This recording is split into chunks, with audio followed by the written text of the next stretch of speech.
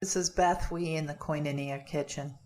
And I learned that a miracle is when God bends the natural laws on behalf of his beloved. That can be me and you. Isn't that wonderful? I've been disciplining myself to move more. I've never been very athletic, always more interested in mental calisthenics than physical ones. So recently I've been working with my higher power to develop a new way of living that promotes health and well-being as I get older. And in addition to better food choices, I've resigned to the fact that exercise has to be part of the plan. When I was a kid, I heard, move it or lose it. And now I realize that's really true. Clearly, if I don't move it, I may lose it. You get the point. This morning I rolled over to see the time, and I knew I was supposed to joyfully roll out of bed and start my day, readying myself for my brisk walk around my neighborhood.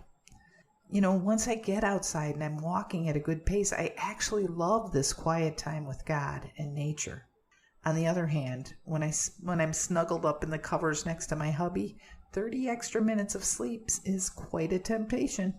So today, I opted for obedience to the plan. I've been praying for my heart's desire to include self-care at a higher level and a new way of thinking about my body, weight, and food. Now think about that. I've been praying that my heart's desire would include those things because I want it to be a natural part of my life. These debates that go on in my head at 6 a.m. would make you wonder how badly I really want that prayer to be answered. A woman named Ruth Haley Barton wrote a quote that I love. And she said, "The movement from desire to discipline is important." Perhaps I'm stuck there. Even the quote is trying to make me move. So I'm still forcing myself to live my best life. It's not an automatic, of course I will. So back to this morning. I'm showered, dressed, and I'm walking. And I choose to walk my route backwards in an effort to walk and wake up the senses, and to get an onboard willingness pass on the willingness train or whatever. The blue sky held scattered popcorn clouds in a beautiful pattern that made me smile. "Thanks, God," I said.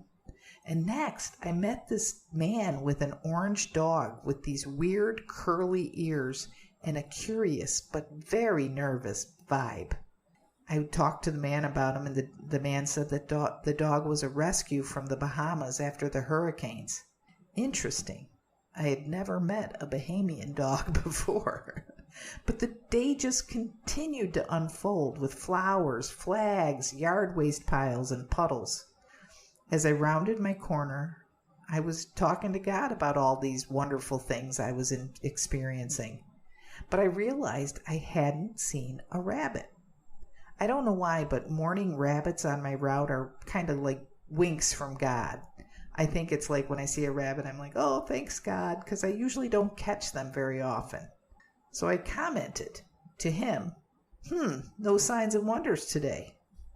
And then I looked up at the sky and I amended the statement. I said, "Oh, God, I'm sorry. There are signs and wonders all around me. Forgive me for taking them for granted." It was a great walk. And when I got to our driveway, there were 2 rabbits on my lawn out front. I laughed out loud. God is such a show-off. I hope you're feeling better because you had a listen.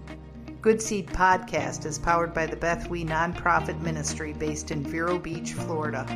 Our goal is to start the uncomfortable conversations that turn complacency into action and despair into hope.